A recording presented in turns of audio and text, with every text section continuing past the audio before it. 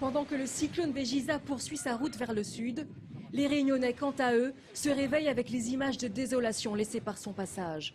La nuit a été longue, marquée par des rafales de vent à plus de 150 km/h et des pluies diluviennes, l'équivalent d'un an de pluie en métropole en 24 heures.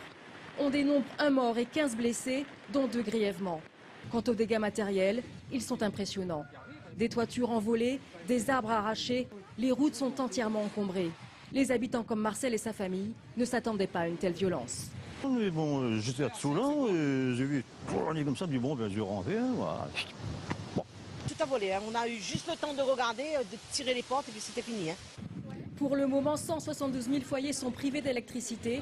La Réunion était coupée de l'extérieur, mais l'alerte rouge vient d'être levée afin de permettre aux secours d'intervenir.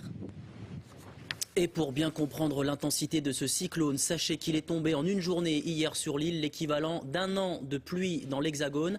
Alors, où en est-on ce matin? On fait le point avec Marc Degly, rédacteur en chef de Réunion Première. Nous l'avons joint par téléphone il y a quelques minutes. Le préfet de la Réunion a levé l'alerte rouge. Ça ne veut pas dire pour autant que les Réunionnais peuvent relâcher leur attention puisque nous entrons dans une phase de sauvegarde. Durant cette phase, les déplacements peuvent se faire, mais seulement en cas d'extrême nécessité. La circulation est limitée à 50 km/h. Il faut dire que les rafales de vent sont toujours très fortes ici. Il pleut énormément, même si Béjiza est désormais à plus de 100 km des côtes. Le bilan provisoire est d'un mort, 2 blessés graves et 14 blessés légers. La personne décédée est une octogénaire habitante de Saint-Leu dont le corps a été retrouvé ce matin dans son jardin. On ignore encore les circonstances de sa mort et si elle est directement liée au cyclone. Enfin, les réseaux routiers électriques de distribution d'eau sont en cours de rétablissement. Ça se fera de manière très progressive. Il y a encore plus de 150 000 foyers privés d'électricité à l'heure actuelle.